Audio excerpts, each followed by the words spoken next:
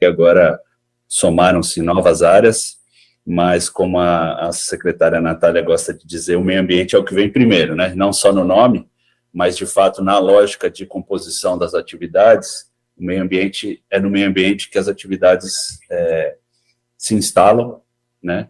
E que as atividades são realizadas e interagindo com o meio ambiente. Então, de fato, o meio ambiente é o elemento de integração das atividades e é dessa forma que a gente vem estruturando a gestão aqui na Secretaria. A CETESB é um órgão da Secretaria, o principal braço executivo, né, da Secretaria para execução da política ambiental no território do Estado de São Paulo. E, bom, falar um pouquinho de mineração aqui. A mineração, eu tinha uma experiência de mineração tanto no meu período de IBAMA, dentro da carteira de licenciamento do IBAMA, os licenciamentos federais, e depois também um pouco de experiência no Ministério de Minas e Energia, na minha passagem pelo Ministério de Minas e Energia, embora a agenda lá fosse muito bem conduzida pelo então secretário Vicente Lobo, com a professora Maria José e o Frederico, né? Então, assim, a agenda de mineração aqui em São Paulo, ela é bem diferente da agenda do licenciamento federal, né? A gente tem cerca de 90% da demanda de licenciamento, ela é de extração de areia, extração para a indústria, sobretudo para a indústria de construção civil, né? Então, extração de areia, argila e pedra. 91,6% da atividade, das nossas demandas que a gente recebe de licenciamento ambiental. E são atividades, uma quantidade grande de atividades de menor porte, né? Então, a gente tem aí, atualmente, cerca de 1.190 processos ativos de mineração, né, com as devidas licenças ambientais aí de controle. Então, assim, as outras atividades, que é justamente o oposto do IBAMA, né, o IBAMA tinha uma carteira de licenciamento de grandes projetos de mineração, principalmente aqueles projetos localizados em unidades de conservação, né, nas FLONAS. Então, assim, realmente lá, sobretudo, processos licenciados por meio de estudo de impacto ambiental, processos de longa maturação, que eram licenciados também, às vezes, algumas frentes de lavra licenciadas todas dentro de um grande macro processo de operação, e isso tudo coordenado num processo só, basicamente, né? Um cenário bem diferente daqui, onde a gente licencia essa grande quantidade de processos, espalhados também ao longo do território do Estado de São Paulo.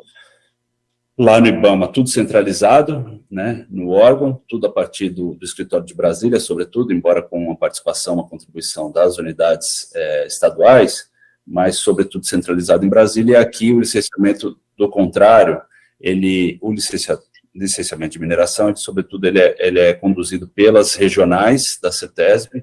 Nós temos 46 regionais espalhadas aí ao longo do estado, e esses processos são conduzidos pelas agências regionais do estado de São Paulo. Bom, de início de gestão, como toda gestão, a gente está numa fase de estruturar o time e fazer um planejamento da gestão, né? Fazer um planejamento estratégico aí da gestão.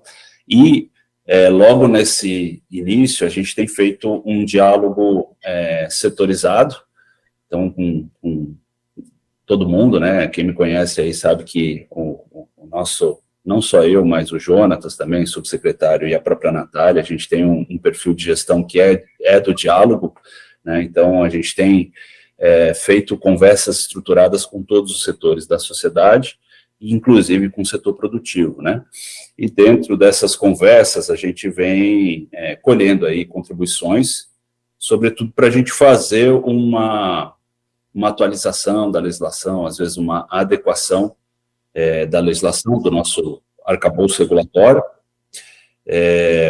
Aqui dentro da CETESB, né, já é uma cultura da da casa, a gente não só utilizar resoluções do CONAMA, mas também resoluções do próprio CONSEMA, que é o Conselho Estadual de Meio Ambiente, algumas decisões e resoluções da Secretaria de Meio Ambiente e decisões de diretoria, né, da CETESB, para orientar e dar o direcionamento para os processos. Então, atualmente a gente tem uma decisão de diretoria de janeiro de 2014, a DP 025, que regulamenta a atividade de mineração, e, claro, é uma legislação que já está aí há algum tempo, quase 10 anos, e o setor sofreu uma série de modernizações, assim, né, no que se refere ao marco regulatório, a própria criação da ANM. Eu estava lá no Ministério, na época de criação da agência, né, o DNPM evoluindo aí para a agência, e toda a revisão do marco regulatório que acompanhou esse momento. Então, nós temos ainda algumas atualizações para fazer, do que se refere à própria organização do setor, para a forma como essa decisão de diretoria, de janeiro de 2014, ela traz a regulamentação ambiental. Então, algumas coisas não funcionam bem em função desse descompasso. É importante a gente fazer uma atualização da legislação para que os processos tenham mais fluidez, né? Por conta dessa incompatibilidade, a gente tem algumas travas nos processos e torna o nosso processo mais eficiente. Bom, eu já entrei um pouco aí numa outra linha de atuação, que é a gente fazer uma conversa estruturada não só com o setor, mas fazer uma articulação institucional, principalmente com as agências reguladoras, né? E eu me deparei aqui, já havia uma conversa inicial com a ANM, aqui com a superintendência, que atende a região do estado de São Paulo, mas também com a diretoria colegiada da ANM, para que a gente faça, assim, tanto desde intercâmbio de informações, para cumprir a missão não só de regulação, mas de fiscalização de ambas as agências, para que a gente possa otimizar esse trabalho. Então, trocar um pouco de informações, a gente tem contato com as poligonais e precisa ter uma confirmação se essas poligonais estão corretas, e acho que a gente fazer um intercâmbio dessas informações vai ser bastante interessante. E então a gente, inclusive, tem uma conversa agendada para amanhã, com a própria ANM, com 2 diretores da agência, para a gente poder fazer essa interação, retomar as tratativas e estruturar um acordo de cooperação técnica. Acho que tem um campo amplo aí para a gente explorar, para que a gente faça uma regulação casada aí, para que a gente faça da nossa parte aqui a regulação ambiental, mas dentro da realidade do setor. E, então, por exemplo, a gente tem uma lacuna grande aí para explorar em termos de desenvolvimento de sistemas para dar suporte ao licenciamento, e acho que é algo que a gente pode explorar conjuntamente aí com a ANM. O que mais que a gente pode tratar? Bom, em termos de principais desafios, a gente tem, assim, acho que aí é uma agenda, né, da área ambiental, a ocorrência de feições kársticas, né, a gente ter esses territórios sensíveis, saber bem onde eles estão, porque as atividades de mineração, elas estão geralmente próximas às feições kársticas, e é um território sensível. A gente tem já um acúmulo de conhecimento nessa área, tem muita informação também,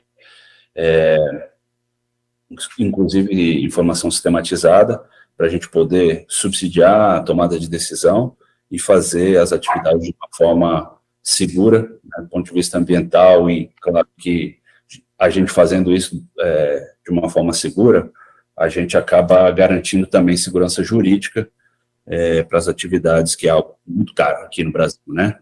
A gente poder desenvolver as atividades num ambiente de segurança jurídica. Tem um tema que eu sei que o Sion, ele já abordou bastante também esse tema, a gente, dentro dessas mesas que ele comentou, a gente já discutiu em alguns momentos, que é a forma como o licenciamento ambiental trata questões fundiárias, né? Eu sei que a CETESB ela tem uma forma de conduzir, né, os processos, e ainda dentro dessas orientações, ainda há uma demanda grande pela documentação, do ponto de vista fundiário, e acho que aqui é mais um momento em que a interação entre a agência e a CETESB pode clarear um pouco a forma melhor da gente poder trabalhar esses temas, né? Principalmente porque a agência ambiental, ela tem aí, vamos dizer assim, uma prerrogativa para poder atuar no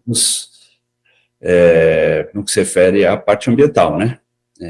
Proteger o meio ambiente, também de uso comum do povo, né? A agência não tem prerrogativa para atuar sobre bens disponíveis, né? Quando a gente entra no processo, a gente não pode nem defender e nem arbitrar eventual discussão sobre direito de propriedade. Então, é uma questão que acho que a gente precisa trabalhar com cuidado aí, sem desguarnecer, né, o processo como um todo, mas acho que dentro dessa interação entre a ANM e CETESB, a gente pode, mais uma vez, criar um ambiente de máxima política para o desenvolvimento das atividades. No mais, assim, voltando aqui um pouco para a regulamentação, a grande lógica da regulamentação é você trabalhar, tem dois critérios, né? Um critério de porte de atividade, que vai considerar aí realmente qual que é a escala da atividade minerária, e por outro lado, algumas sensibilidades ambientais. Eu citei aqui as zonas cársticas, mas também temos áreas próximas à unidade de conservação, dentro de zona de amortecimento, ou áreas próximas a aglomerações urbanas, né, próximos às pessoas, que demandam um cuidado maior. Tirando essas áreas, então a decisão de diretoria ela dá um tratamento especial para essas áreas. Tirando essas áreas, aplica-se realmente o critério de porte para fazer uma avaliação de enquadramento desses licenciamentos, então, para a gente dar um tratamento no licenciamento proporcional à complexidade da atividade, proporcional ao potencial impacto que a atividade pode causar no meio ambiente e sobre as pessoas. Então, assim, de uma forma geral, essa é um pouco a forma como a gente está chegando aqui na CETESB, uma visão de buscar uma interação do setor, modernizar aí o arcabouço regulatório, tá? Esse é um ponto que eu gostaria de dividir com vocês. E o segundo ponto, que a gente conversa bastante, é essa agenda de ESG, né? Até faz parte da estruturação aí do curso de pós-graduação, essa área de ESG. E, assim, a gente tem sido bastante demandado, né, nesse tema, é uma agenda bastante atual, e eu tenho comentado que a agenda de ESG é uma agenda de desburocratização, né? A gente fala de ESG quando a gente está, de fato, cuidando das medidas que se refletem ou no meio ambiente, né, na parte ambiental do ESG, ou sobre as pessoas, né, na parte social do ESG. Então, a gente cuida de alguns indicadores ou de algumas medidas que afetam diretamente a população ou o meio ambiente, a gente está falando de ESG. E quando a gente está tratando eu citei aqui, por exemplo, a questão fundiária dentro do licenciamento ambiental, é um exemplo de que o processo ele se desloca do elemento central dele, né, que é, de fato, a parte ambiental, que toca o meio ambiente e as pessoas, para cuidar de assuntos que não dizem respeito a essa agenda.